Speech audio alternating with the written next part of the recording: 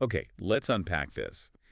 Have you ever, stopped to think about what's working away behind the walls?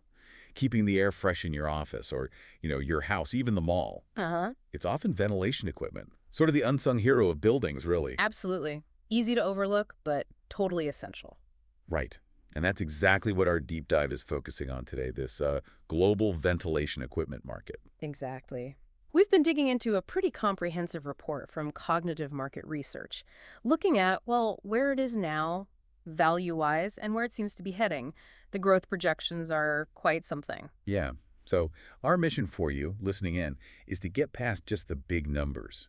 We want to pinpoint the really key takeaways, maybe some surprising trends, and basically give you the shortcut to understanding this market that, well, affects us all, even if we don't always notice it. Mm-hmm. So let's kick off with the big picture. Globally, this is not a small market we're talking about. Not a Back in 2021, it was valued at what, over $17 billion? That's right. $17,058.6 million to be precise. And the projections show real momentum.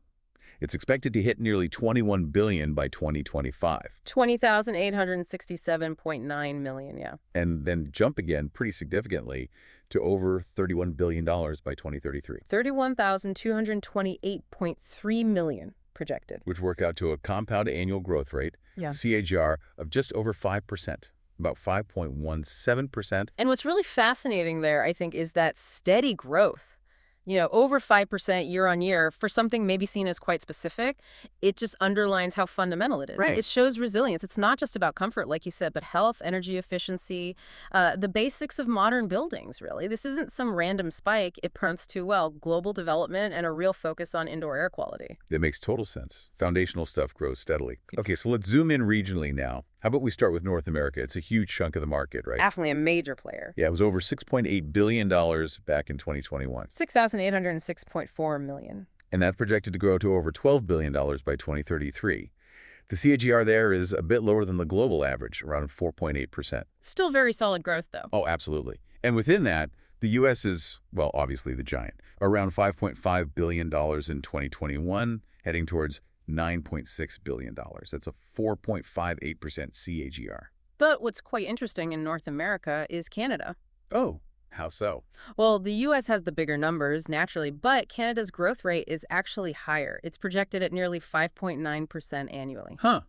5.878%. That is higher. Any thoughts why? Could be several things. Maybe stricter building codes coming online faster, a bigger push for green buildings, or perhaps, a faster adoption of smart ventilation tech in new builds up there. Interesting. And Mexico. Also showing strong growth, around 5.4% CAGR, projected to almost double its 2021 value by 2033. So significant investment happening there too. Okay, let's hop across the Atlantic then. Europe. What's the story there? Europe's also showing that steady expansion. It was nearly $5 billion in 2021. 4,929.95 million. And expected to reach almost $8.7 billion by 2033. The growth rate is very similar to North America, actually, just over 4.8%. Okay, and within Europe, major economies like Germany.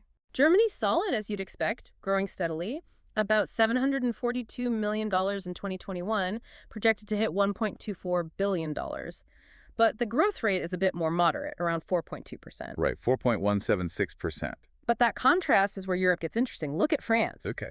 France is clocking in with a much higher growth rate, over 5.5%. Among the big European economies, that's standout performance. 5.536%. Yeah, that's noticeable compared to Germany or, say, the UK, which is under 4%. Exactly. It could point to maybe faster upgrades of older buildings or perhaps more aggressive energy efficiency standards for ventilation in France. Makes sense. And then look at the rest of Europe category. This often includes Eastern European countries, places undergoing rapid development. Yeah. That segment shows the strongest growth in Europe, over 6.2% CAGR. Wow, 6.233%. That's significantly higher. It really suggests a big wave of construction, modernization, catching up across those nations. It's outpacing some of the more mature Northern European markets like Sweden or Denmark, which are growing but much slower, around 3% or even less. Okay, that difference is stark. Now, here's where it gets really interesting. You said Asia Pacific. Yes. This is the region setting the pace globally. Leading growth engine, is that right? Absolutely. It was about $3.2 billion in 2021. 3,207.02 million. Projected to more than double by 2033, reaching nearly $6.6 billion. And the regional CAGR, the highest we've seen, over 6.4%. 6.415%. That's significant. And the big players there, China and Japan. Both very strong contributors, naturally. China growing from about $924 million to $1.8 billion. Japan from around $659 million to nearly $1.3 billion. Both expanding at nearly 6% annually. Okay, strong growth. But then you look at India. Uh-huh. India shows the single fastest national growth rate in the whole analysis, a remarkable 7.186% CGR. 7% plus. Wow. Why so high? Well, it's likely a combination of factors, right? Rapid urbanization is huge there, a growing middle class demanding better living standards, including better air quality, and potentially new building regulations focusing on health and ventilation. It's a perfect storm for this market. Makes sense. That's a powerful mix. And it doesn't stop there. The rest of APAC category, think Southeast Asia, places like Vietnam, Indonesia, the Philippines. Yeah. That segment shows the highest overall KGR within APAC, an incredible 8.24%. Over 8%. Yeah.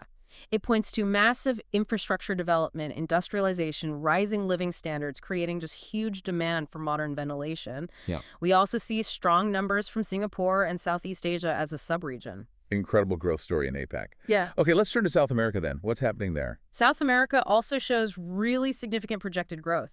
It was just over $1.1 billion in 2021. 1,142.93 million. Projected to more than double too, hitting nearly $2.4 billion by 2033, and the CAGR is strong, over 6.2%. Very close to the rest of Europe number. 6.234%. Okay, Brazil leading the charge, I assume. Brazil's the largest market, yeah, growing at nearly 5.9% annually. Solid. Right, $356 million in 2021. But look at Argentina. Similar to Canada versus the U.S. or France versus Germany, Argentina's growth rate is notably higher. Right. Yeah, expanding at an impressive 6.76% CAGR, from about $154 million to over $335 million. That's quite a clip. Any specific drivers there? Hard to say precisely from this data alone, but that kind of acceleration often points to, new industrial projects, commercial building booms in cities, maybe new regulations kicking in regarding air quality. Interesting. And the rest of the continent? Also strong. The rest of South America category shows robust growth too, around 6.6% CAGR. So like in other regions, the demand seems widespread, not just in the biggest economy. Good point. Okay, finally, let's group the Middle East and Africa. How do they fit in? Right. So these regions generally have smaller market sizes currently, and their projected growth rates, while positive, are lower compared to, say, Asia-Pacific or South America. Okay, so the Middle East. Recorded about $648 million in 2021, expected to reach nearly $965 million by 2033. That's an expansion rate of about 3.6% annually. 3.617%, so slower but still growing. Countries like Saudi Arabia. Saudi Arabia is an example of that slightly slower growth, around 3.3%. Turkey, Qatar, also in that lower 3% range, while the UAE and Egypt show a bit stronger growth, over 4%. Found it. And Africa. Similar picture, smaller base. Just over $324 million in sales in 2021. Expected to grow to over $565 million by 2033.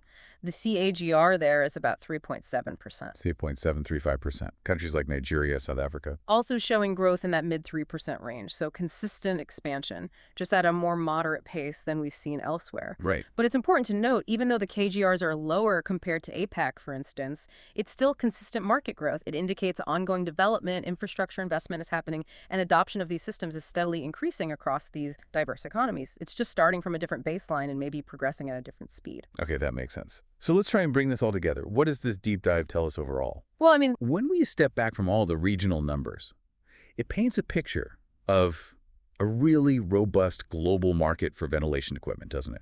Steady expansion pretty much everywhere. Absolutely. It's clearly underpinning health and infrastructure worldwide. The data really highlights Asia-Pacific as the main growth engine, no question, especially with India's incredible national rate and that huge rest of APAC growth. Right.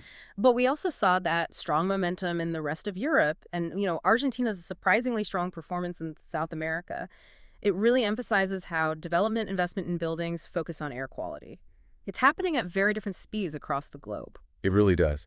And that leaves us with maybe a final thought for you, the listener, to consider. Why these stark differences?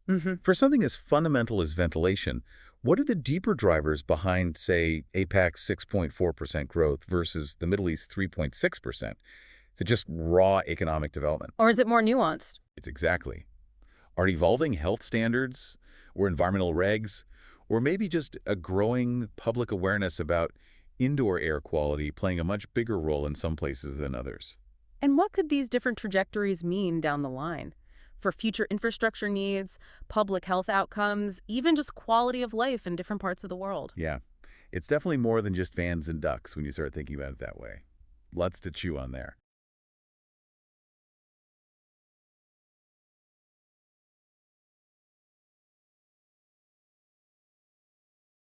Welcome to the Deep Dive. We're the show that digs through the research, the articles, all the sources really, to pull out the key takeaways. We want to give you that shortcut to being genuinely informed. That's the goal. And today, we're getting into something that's, well, all around you, but probably goes unnoticed. It shapes the very air you breathe, day in, day out. We're talking about the global ventilation equipment market. Yeah, it sounds maybe a bit dry, but it's actually far more dynamic and, frankly, more critical than most people probably realize. Exactly. So our mission today is to kind of unpack these surprising forces behind this market, give you a new lens on this invisible infrastructure that supports, well, everything we do indoors. Okay, let's unpack this. Indeed. And what's really fascinating, I think, isn't just the fans and ducks. It's understanding the dynamics, these unexpected pushes and pulls in an industry that's often just taken for granted. It gives you real insights into the air in our homes, our offices. Everywhere, really? Pretty much. It's like a silent revolution happening right under our noses. Yeah. Or maybe in our noses. Huh, yeah. Quite literally, a silent revolution. I like that framing. So, okay, looking at the market. The reports mention substantial growth. That's the headline. But why now? I mean, we've always needed to breathe, right? What's really driving this boom right now? Right, it's not like breathing is new. It's more like a convergence of factors. A perfect storm, you could say, for indoor air quality awareness. Okay. So first up, there's a really significant tightening of indoor air quality legislation globally. Governments, various regulatory bodies, they're getting much stricter about workplace safety, about building codes. More rules, basically. More rules and more specific ones. It's not just about basic comfort anymore. We're talking mandates for advanced systems.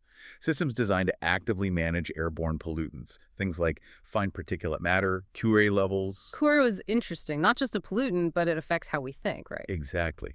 High QAs can seriously impact cognitive function, productivity. And then, of course, there's the management of pathogens. So the laws are demanding healthier indoor air, technically speaking. Okay, so regulation is one big piece, making sure the air is functionally safe, not just breathable. Precisely. And that ties directly into the second major driver, this huge upswing in health consciousness. Yeah. Especially, post-COVID-19. Ah, yes, that makes sense. The pandemic really shifted how people perceive indoor spaces. Suddenly, everyone was thinking about ventilation. Demand for HVAC upgrades it exploded. Public buildings, hospitals, schools, even shops. People wanted better air circulation, better filters. Absolutely. The focus really sharpened on air exchange rates, how often the indoor air is replaced with fresh outdoor air, and on higher grade filtration. Think HEPA filters. HEPA, right, the ones that trap tiny particles. Yeah, they're designed for particles down to 0.3 micrometers, trapping something like 99.97%. That includes a lot of viruses, bacteria, allergens, so huge focus there. The pandemic definitely made the invisible visible, didn't it? Or at least made us aware of it. Couldn't have said it better.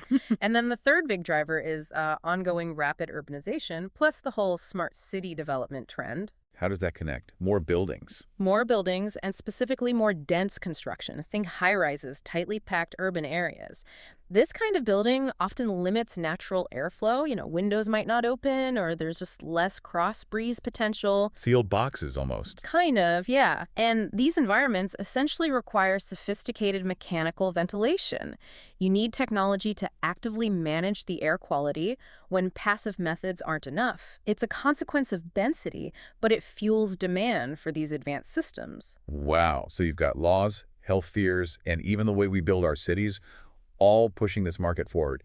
It's fascinating to think how that directly impacts the air you listening right now breathe every single day in almost every building you enter. It really does. But okay, like any fast-growing area, it can't be all smooth sailing. Rapid growth usually comes with bumps in the road. Here's where it gets really interesting. What are the challenges? What's slowing things down, potentially? Oh, definitely. Yeah. There are significant hurdles. One of the biggest, just the sheer cost, high installation costs, and ongoing maintenance costs, too, especially for the more modern systems. The ones with the fancy features? Exactly. Systems with energy recovery, intelligent controls. They offer great benefits, but the upfront investment can be a major deterrent, particularly in regions that are more price sensitive. So it's a bit of a catch-22. Yeah. The best tech for health costs the most. It is. It creates this tension between, public health goals and the economic realities for building owners or developers. It actually pushes manufacturers to innovate not just on performance, but also on making things affordable at scale. That's a Yeah. huge challenge. I see. Cost is a big one. What else? Linked to cost is energy consumption. This is a huge one. Ventilation systems are often among the biggest energy hogs in a building, commercial or residential. Really? I Yeah. wouldn't have guessed that. Oh, yeah. Heating, cooling, moving all that air takes a lot of power. So building owners, especially those focused on green building standards or hitting sustainability targets, they get very cautious about adding or upgrading systems that might drive up their energy footprint. So you want healthy air, Mhm. but you don't want a massive electricity bill or environmental impact.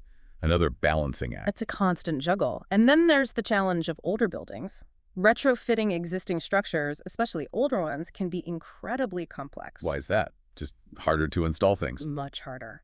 You're dealing with potentially outdated electrical systems that can't handle the load, structural limitations, maybe no space for ductwork. Sometimes there's just no existing infrastructure to build upon. Right, like trying to put modern plumbing in a historic house. Exactly, that kind of problem. It becomes technically difficult, disruptive, and very expensive, especially in historic districts or just densely built up older urban areas. You can't just rip walls open easily. Yeah, I can picture those beautiful old apartment buildings. Mm-hmm. You want the fresh air, but drilling through century-old plaster and structure. Nightmare. It really makes you think about that balance between health, technology, cost, and practicality. It's a constant negotiation. So, given these hurdles, cost, energy, tricky retrofits, how is the industry responding? What are the innovations, the trends that are maybe helping to overcome these challenges and reshape things? Well, there's actually a lot of exciting stuff happening on the innovation front. We're seeing a real surge in intelligent systems, IoT-enabled ventilation. Smart ventilation. Pretty much systems that you can monitor remotely that automatically adjust airflow based on whether people are actually in the room. Occupancy sensors. Yeah, things like that. But also AI-powered optimization. Systems that learn and adjust ventilation rates based on real-time air quality data, kilo euro, VOCs, particulates, you name it. They react dynamically. So they're not just on or off, they're actively managing the environment. That sounds much more efficient. It is. It tackles both effectiveness and energy efficiency head-on. It's moving beyond simple timers to, like you said, proactive management. That's a big shift. Okay, smart systems. What else? Another really interesting trend is the move toward decentralized modular solutions. Decentralized, meaning not one big central system. Exactly. Think smaller, compact, often ductless units. These are gaining a lot of traction, especially for retrofit projects, because they're easier to install in buildings where space is tight or running new ductwork is impractical. Ah, so that directly addresses the older building problem we talked about. Precisely. It offers a much more flexible, less invasive way to upgrade. It's a practical solution for those tricky situations. That sounds like a real game changer for renovations. It definitely helps. And finally, there's a major growing emphasis on heat recovery ventilation, HRV systems, or sometimes ERV, energy recovery ventilation. Okay, what do those do? They're all about energy efficiency. They work by capturing heat, or in summer, coolness from the stale air being exhausted out of the building and using it to pre-treat the fresh air coming in. So you're not just dumping all that conditioned air energy outside. Exactly. You're recovering it. This significantly cuts down the energy needed to heat or cool the incoming fresh air. So it hits both the cost reduction goal and those sustainability targets we mentioned. It makes bringing in fresh air much less energy intensive. Okay, wow. So what does this all mean when you put it together? Intelligent systems, modular options for tricky spaces, much better energy recovery. It sounds like we're moving towards, well, a smarter, more efficient, and definitely more health-focused future for the air inside our buildings. I think that's a perfect summary. These dynamics really show a shift towards spaces that aren't just passively safe, but are actively, intelligently optimized for our health and well-being, while also trying to be mindful of energy. Yeah. This deep dive really highlights how this often invisible market ventilation equipment is actually undergoing this huge transformation. It's right at the intersection of regulations, health crises, technology. Absolutely. It's constantly adapting. It really shows our ongoing drive for healthier lives and hopefully more sustainable ways of living in the built environment. And it really brings home how interconnected everything is, doesn't it? The environment, our personal health, technology, the economy. So maybe next time you walk into an office or a shop or even think about your own home, take a second. Consider that silent dance happening around you. Technology, rules, health concerns, all constantly reshaping the air you're breathing, probably without you even noticing. It's a fascinating thought. The invisible systems working away all the time, shaping our experience in ways we rarely consider, makes you think about what else is going on unnoticed that keeps our modern lives running.